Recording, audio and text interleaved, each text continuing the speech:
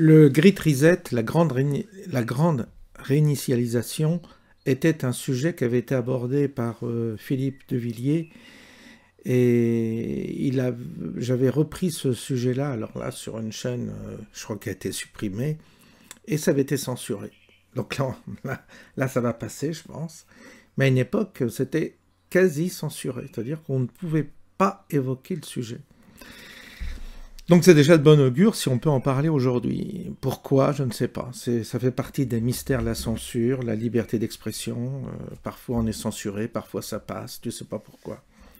Et là, en l'occurrence, on revient sur le sujet parce qu'il est essentiel, il est capital, et c'est pour ça que je vous propose d'écouter Philippe de Villiers sur ce sujet qu'il maîtrise. Et vraiment, vraiment, vraiment, c'est capital, quoi. En quelques minutes, vous avez la synthèse de la grosse menace qui pèse sur l'humanité. Point. Il n'y a pas besoin de sortir midi à 14h, c'est le sujet. Et quand on parle de menace sur l'humanité, on parle d'une menace spirituelle, pas d'une menace matérielle. Et elle est résumée par cette procréation satanique, je dirais, qui est le monstre Davos, qui cherche à modifier la structure même de l'homme, de l'âme et de la société, bien entendu, par déduction. Donc, je vous propose d'écouter sur ce sujet Philippe de Villiers, de garder cette vidéo précieusement, parce que je dirais qu'en 4-5 minutes, vous avez l'explication de tout. Et il ne faut pas oublier ça, parce que là, la mutation que nous connaissons, évidemment, elle risque d'être radicale concernant notre avenir, notre devenir humain et notre devenir spirituel également, notre âme. Parce que là-dedans, il y a aussi la dimension spirituelle qu'il faut bien entendu englober. Et je vous assure que ça fait très peur, mais la peur n'évite pas le danger, donc essayons de voir en quoi nous pouvons, déjà par notre prise de conscience, résister à ce tsunami qui veut nous éliminer totalement, quoi. On écoute Philippe de Villiers. Geoffroy Lejeune. 5 ans ont passé. Est-ce que vous pensez, Philippe, que nous sommes toujours confinés? Et qu'est-ce que vous retenez? Comment vous avez vécu cette période? Qu'est-ce que vous en retenez? Alors, en fait, ça ne sert à rien, Geoffroy, de commémorer ce qu'on a vécu. Ce qui est plus intéressant pour moi, à partir de ce qu'il vient de dire de votre question, c'est de me projeter, de dire, mais en fait, est-ce que c'est une parenthèse? Ou est-ce que ça va plus loin que la parenthèse? Et moi, je réponds, ça va beaucoup plus loin que la parenthèse. J'explique. Alors, c'est une analyse très originale, très personnelle. Peut-être qu'elle ne sera pas partagée, mais elle a le mérite d'exister et je voudrais bien qu'on vienne la critiquer. Alors d'abord, il faut partir de Davos. À Davos, il y a le grand pape de Davos, le pape du capitalisme global, qui a écrit un livre qui s'appelle The Great Reset.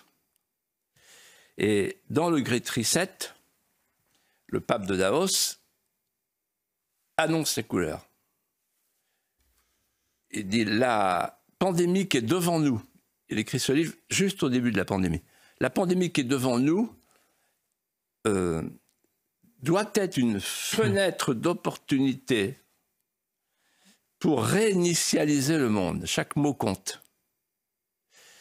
Et en fait, réinitialiser le monde, il explique dans son livre que ça veut dire changer de monde, changer de société et imposer l'idéologie, je cite, du bien total.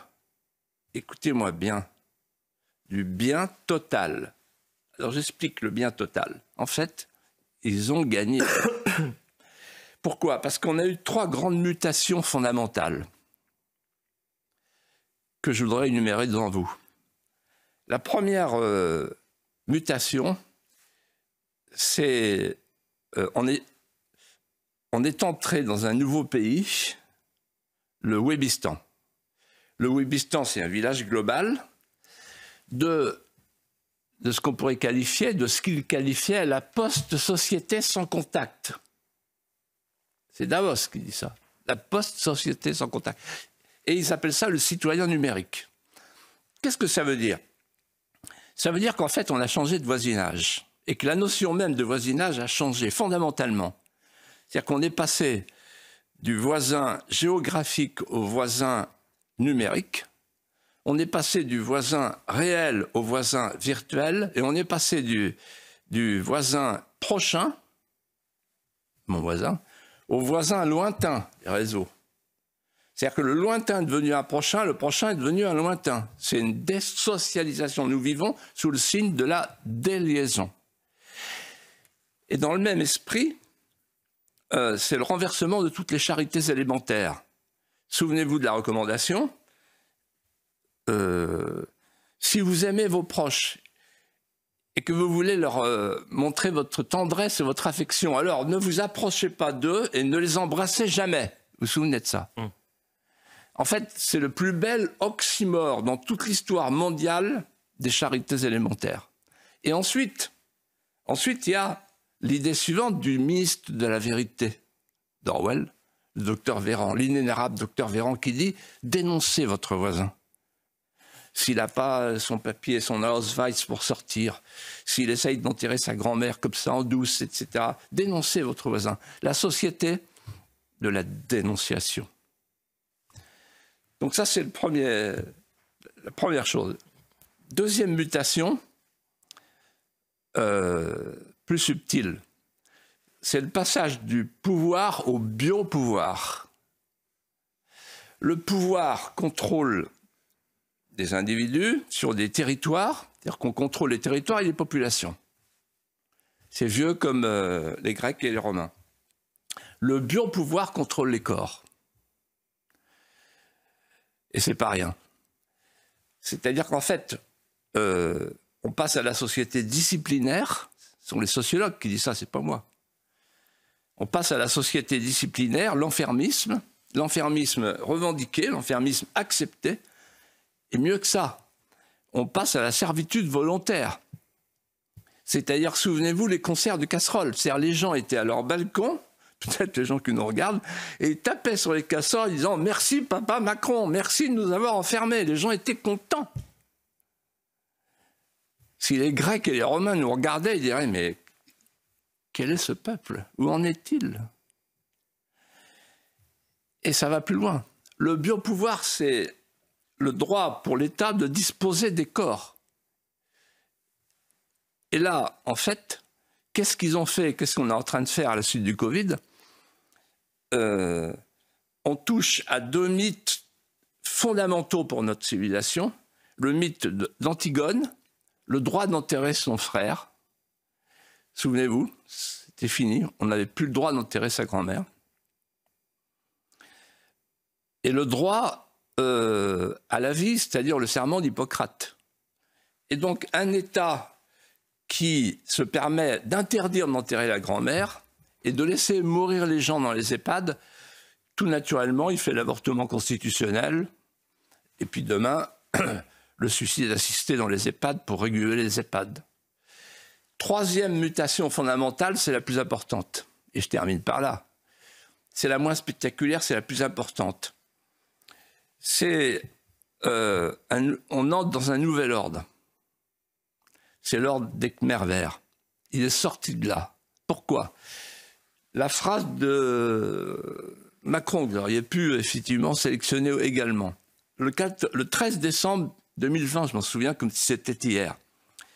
Il s'adresse aux Français et il leur dit « La crise que nous vivons doit nous conduire à réorienter nos modèles économiques pour les rendre plus verts. » Ça y est, on y est. Derrière le Great Reset, change de monde et impose ce qu'on a appelé un sanatarium pseudo-écologique. C'est-à-dire qu'on considère que le virus successeur du Covid, c'est le CO2. Et donc, tout naturellement, et je réponds à votre question, cher Elliot, on a eu le confinement sanitaire et on a le début du confinement écologique. Qu'est-ce que c'est les ZFE? C'est l'idée que la manière de se déplacer doit avoir des bornages qui sont fonction du CO2. Et le dérèglement climatique est considéré comme le nouvel avatar de ce que fut le CO2, c'est-à-dire un dérèglement de la société tout entière. Le Green Deal, le fameux Green Deal, est sorti du Covid. Et je rappelle Klaus Schwab, ce qu'il a dit dans sa conclusion, il dit « Nous allons vers la fusion des 3 identités, l'identité physique, l'identité numérique et l'identité biologique. » Méfiance.